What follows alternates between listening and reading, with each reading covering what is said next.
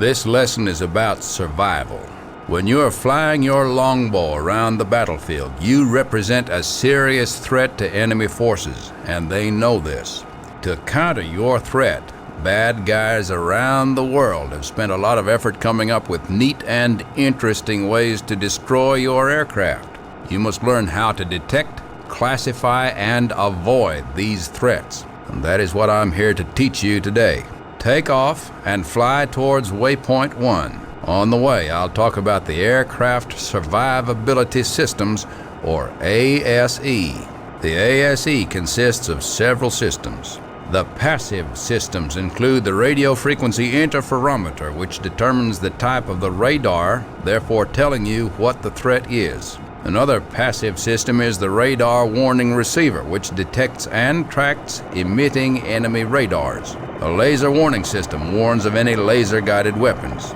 Active systems include chaff and flares to spoof incoming missiles, and the ANALQ-144 laser IR jammer, an omnidirectional system that confuses IR seeker heads. For radar jamming, there is the ANALQ-136 active radar jammer, which automatically jams any radar threat.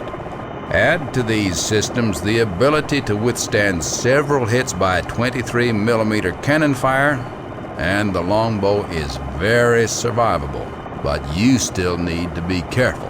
The best part of all this equipment is that it is mostly automated, and control and display of information is located in one place, the Aircraft Survivability page. Here, you can turn the radar jammer on and off with the cursor, or you can use the J key. The indicator is in the upper right of the display. You can also turn the IR jammer off and on here, using the I key. The indicator is on the bottom left of the page. The most important information displayed on this page, though, are the threats themselves. A threat is something on the ground that can search, track, and engage you. Due to our intelligence on enemy radars, we can determine a threat's actions by its emissions. That information is then displayed on the ASE page. When a threat begins to engage you, the ASE page will automatically pop up on the right MFD. You can turn off this auto page feature using the Shift A key. When you get to waypoint 1, we will look at some threats. SA-8, tracking, 12 o'clock.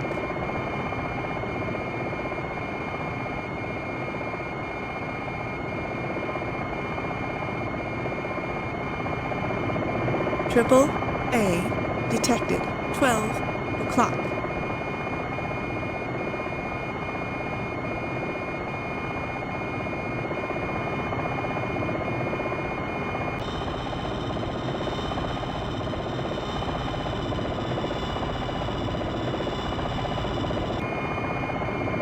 Fly to waypoint 1. Okay, stop to a hover.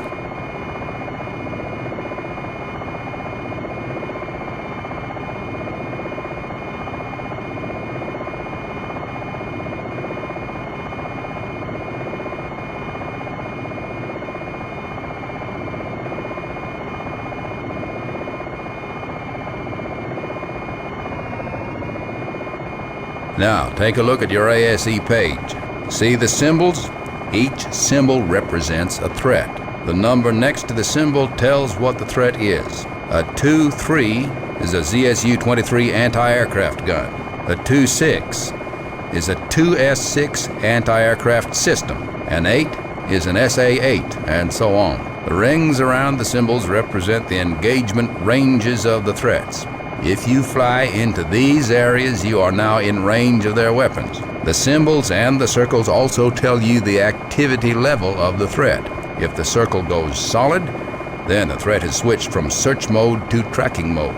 If the circle goes solid and there is a line drawn to your aircraft, then the threat is tracking you. At this point, your jammer will cut in. Let's watch this happen. Fly towards the first threat so that you go into its engagement range. Now, watch the ASE display as the threat engages you. When he locks on, then your jammer comes into play. You can tell when the jammer is activated by the lightning bolt over your aircraft symbol and the line drawn from your aircraft towards the threat.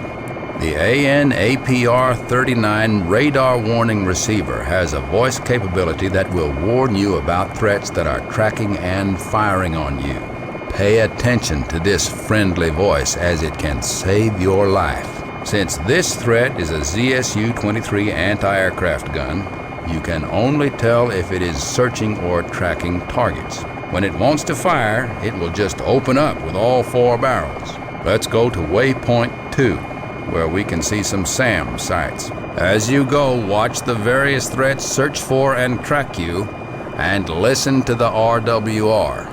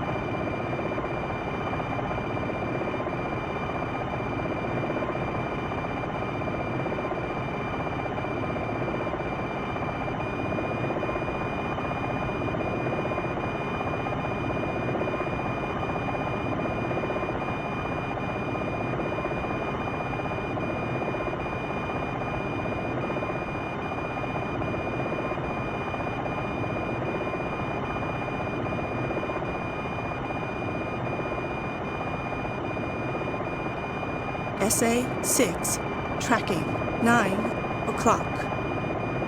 Okay, let's watch a SAM site in action.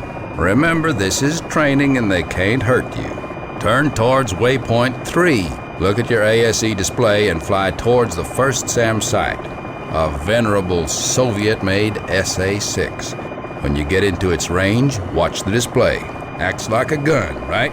The difference between an anti-aircraft gun and a SAM is that we know when a SAM fires because its radar goes into launch mode. Fly closer to the SAM site until it launches on you. Notice the ASE symbology.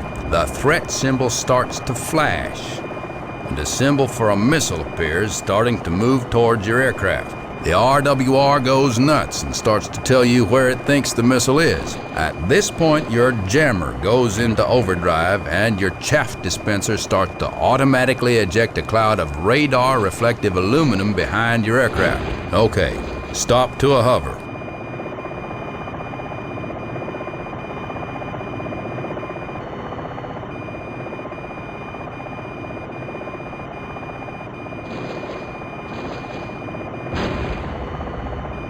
Okay, stop to a hover. Turn towards the SA-6 launcher and wait for it to launch another missile.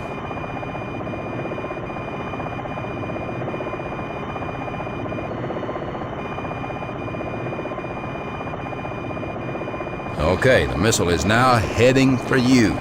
You can make the aircraft change position faster than the missile can turn. The idea is to make a radical motion and cause the missile to miss.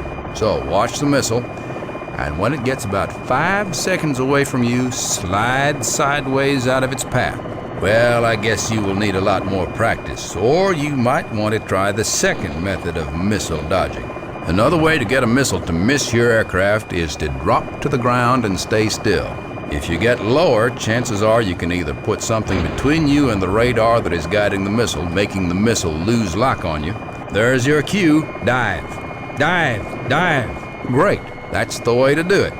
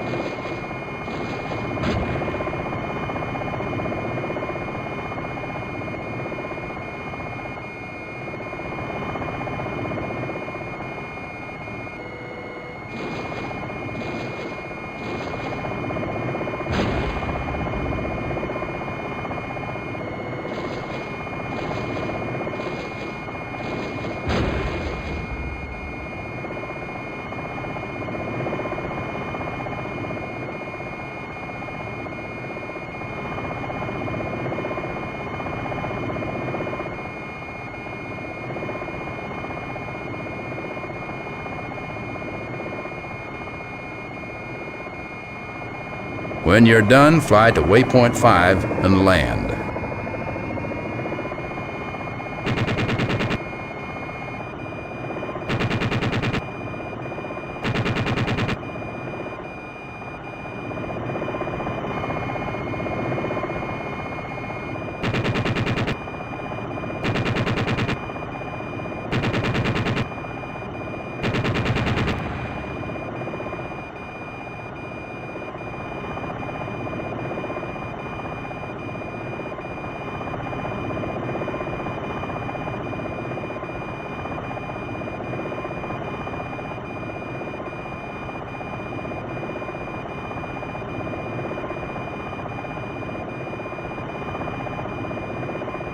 When you're done, fly to waypoint 5 and land.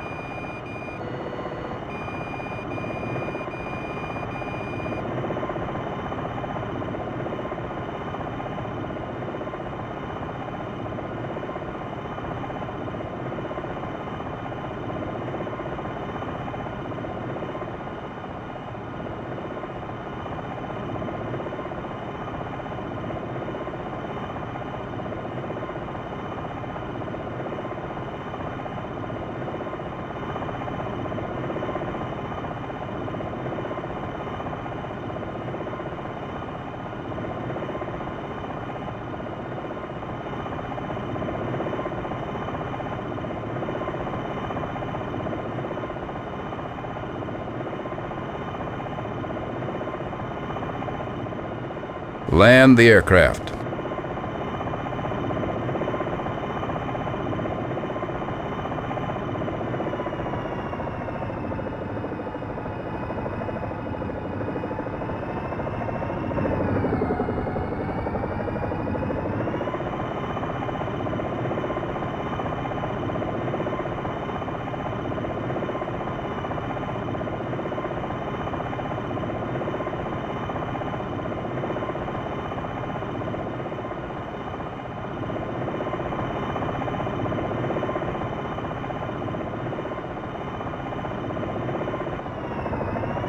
Go into a hover above the landing spot, drop collective, and land on the ground.